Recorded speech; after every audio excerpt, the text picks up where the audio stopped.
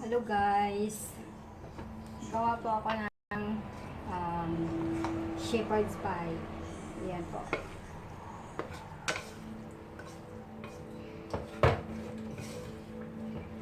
Walang magawa dahil mag-isa, kaya nagawa na lang po. Madali lang siyang gawin.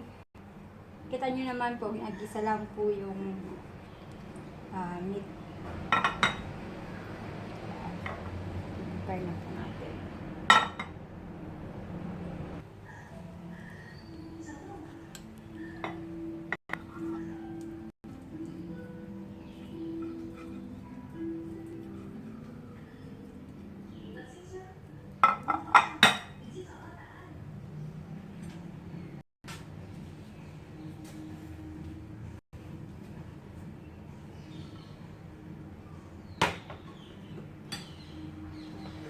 Transfer po dito natin sa ating baking plate.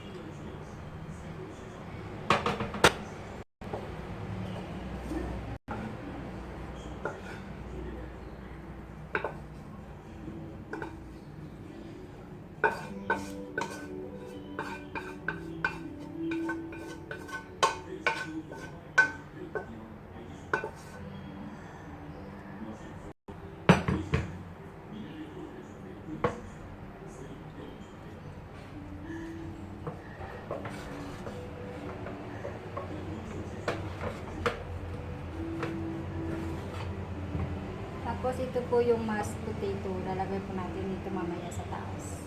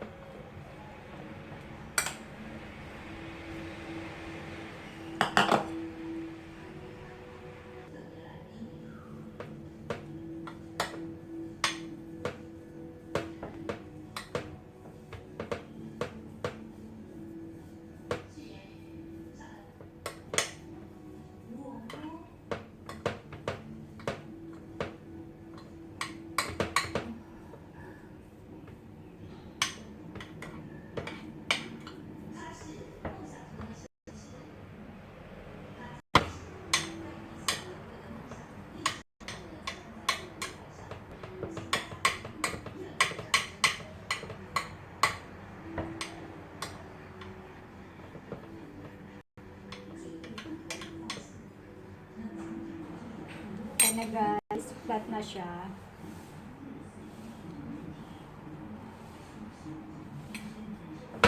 Lagyan natin ng cheese sa taas. Ito po natin.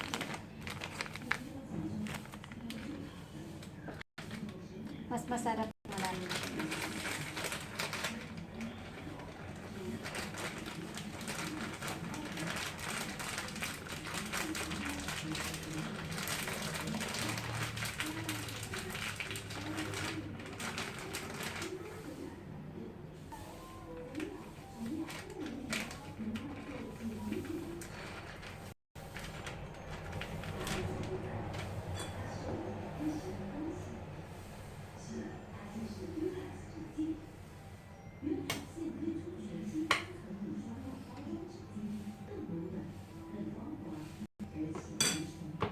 Ayan guys, ready to bake na.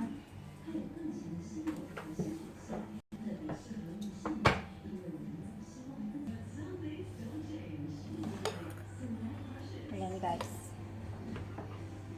I-bake po natin siya ng 15 to 20 minutes pa. Basta mag-melt lang po yung cheese.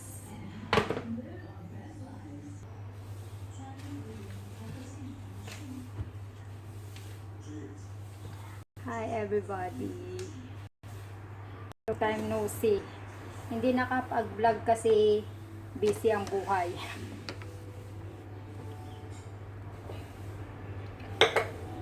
Yung mga gusto pong gumawa nito, mag-comment lang po dun sa video ko kung ano yung mga ingredients. O isusulat ko na lang po sa description box.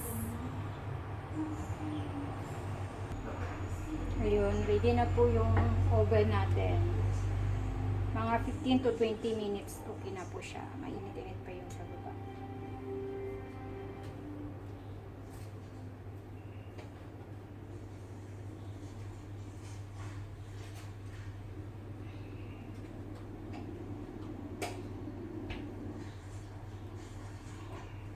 Ayan, mga 20 minutes po, magiging okay na siya. Mamaya ulit. Bye-bye. Ayan guys. Malapit nang magiging okay yung aking shepherd's pie. Ang hirap po mag-vlog ng cooking. And by the way, gumawa rin ako ng coleslaw.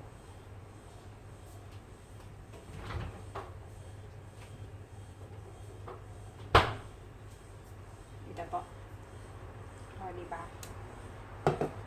Sariling recipe. Coleslaw. Simple lang siya, pero masarap. Diba? Hindi na kailangan bumili sa labas.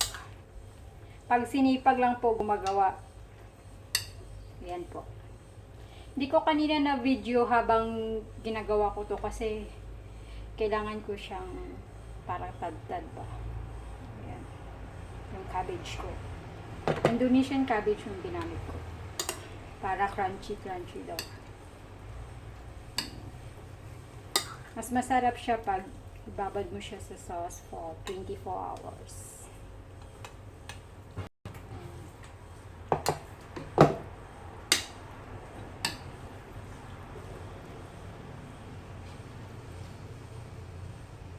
Kaya, pag gusto nyo pong malaman kung paano po ito gawin, yung coleslaw, mag-comment lang po kayo.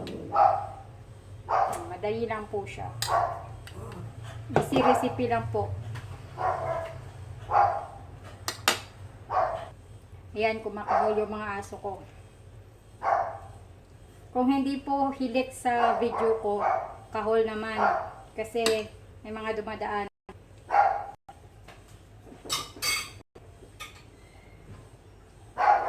Malapit na rin pong maging okay yung ating shepherd pie. Madali lang pong gawin. Mahirap lang po. Medyo matagal yung pag-prepare ng mga ingredients.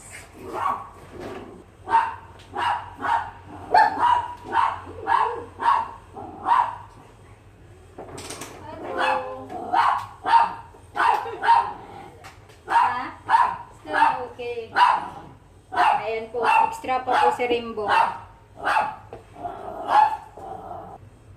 Ayan guys. Check natin kung okay na po.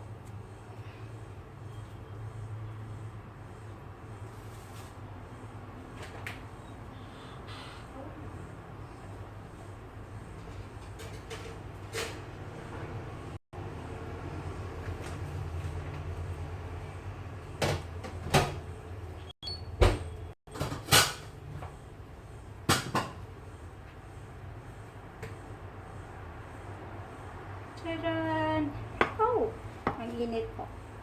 Ayan. Smells good. Ito na po yung aking shepherd's pie. Diba? Paborito po kasi ito ng dito sa bahay. Kaya ayan. Hindi na po siyang kainin, pero masyadong mainit. Kaya po, lagyan muna natin sa tabi. Ayan.